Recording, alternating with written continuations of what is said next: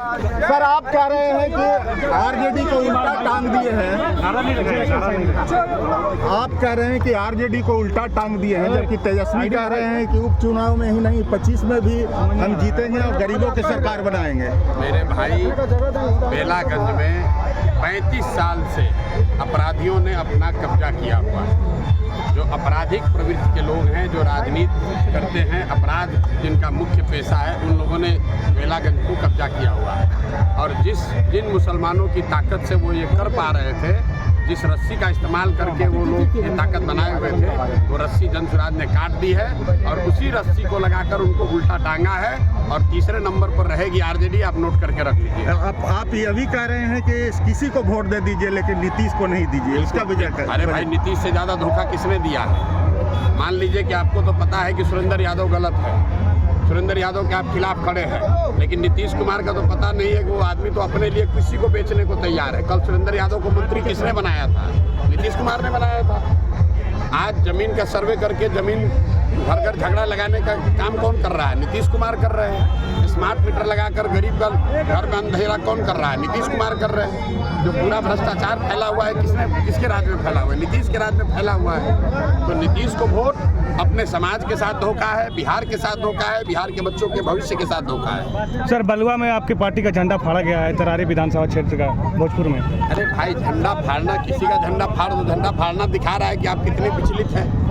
अगर एक और लोग कह रहे हैं कि जनसुराज की ताकत नहीं है और दूसरे ओर जनसुराज का झंडा भी उतार रहे हैं, झंडा पर महात्मा गांधी हैं। आप जनसुराज का, प्रशांत किशोर का झंडा नहीं फाड़ रहे हो, आप महात्मा गांधी को फाड़ रहे हो। तो दिखाता है कि आपकी प्रवृत्ति क्या है, आपका संस्कार क्या है, आपका कार्यकलाप क्या है। सर, मांझी जी ने कहा है कि परिवारवाद की परिभाषा प्रशांत जी को अच्छे से नहीं आता है, ये लालू जी करते, हम नहीं करते। मेरे भाई, ऐसा है, अब मांझी जी की इतनी नहीं ताकत है कि मांझी जी से हमको सीखना है कि किस चीज़ का परिभाषा क्या है। मांझी जी खुद मंत्री हैं, उनका लड़का मंत्री है, उनकी पतोह चुनाव लड़ रही है। अगर ये परिवारवाद नहीं है तो परिवारवाद का नया डेफिनेशन, नया परिभाषा मांझी जी लिखे हैं, तो जारी कर दें वेबस्टर वगैरह में, वो सब पब्लिश हो जाए। जेडू वाले थे, उनके पास हम गए थे तो उनका कहना था कि जनसुराज पर महात्मा गांधी का फोटो लगा करके, और प्रशांत किशोर जी कहते हैं कि हम शराब चालू करवा देंगे। बिल्कुल चालू करा देंगे भैया, ऐसा है। सुनो मेरी बात, अरे सुनो, अरे जिसको गांधी का ABCD मालूम नहीं है, जिस नेता ने ये कहा उससे पूछो कि गांधी जी ने कहाँ कहा है शराबबंदी के लिए कानून बना दो। अगर गांधी जी कहते कि कानून बनाकर शराबबंदी कर दो, तो देश जब आज़ाद हुआ तो पूरे देश में शराबबंदी लागू हो गया रहता। जिसको गांधी का कोई ज्ञान नहीं है, तो जो जीवन में खुद नहीं पढ़ा, वो गांधी पर टिप्पणी कर रहा है। पहली बात समझिए, शराबबंदी हटाने की बात जो है, शराब यहाँ बंदी हो तब तो उसको हटाने की बात है। शराबबंदी कहाँ है बिहार में? शराबबंदी के नाम पर दुकान बंद है, होम डिलीवरी तो हो ही रहा है। महंगा हो गया सर, शराब महंगा हो गया अलग, जहरीली शराब बिक रही अलग, सैकड़ों लोग मर गए वो अलग, और बिहार के गरीब जनता का 20,000 करोड़ रुपए का नुकसान हो रहा है वो अलग। लेकिन ये 20,000 करोड़ रुपया जा कहाँ रहा है, पहले इसको समझिए। 20,000 करोड़ रुपया जा रहा है बिहार के भ्रष्ट अधिकारियों के पास, अधिकारियों से जुड़े राजनेताओं के पास। तो जिनकी राजनीति, जिनका दलाली, जिनका शराब माफिया के पैसे से जिनका काम चल रहा है, वो तो चाहेगा ही कि शराबबंदी के नाम पर ये ढकोसला चलता रहे।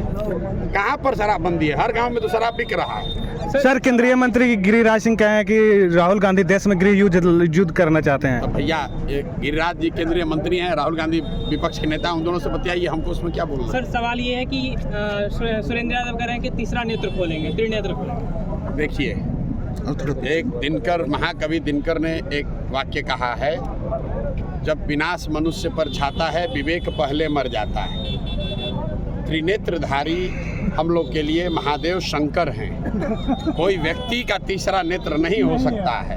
अपने आप को त्रिनेत्रधारी बताना, तीसरा नेत्र वाला बताना, ये दिखाता है कि आदमी कितना अहंकारी तो है ही, साथ साथ मूर्ख भी है। और बेलागंज की जनता इसकी मूर्खता और इसके अहंकार को, दोनों को इस बार धूल दूषित करेगी।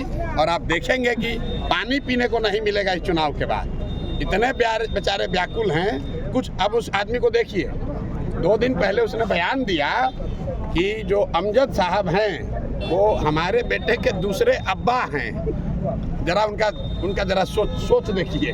खुद को कह रहा है कि हम कितने बड़े ज्ञानी आदमी है। सुनिए, एक बार अपने आप को भगवान शंकर बता दिया, दूसरे ही क्षण कह रहा है कि अमजद साहब हमारे बच्चे के दूसरे अब्बा हैं।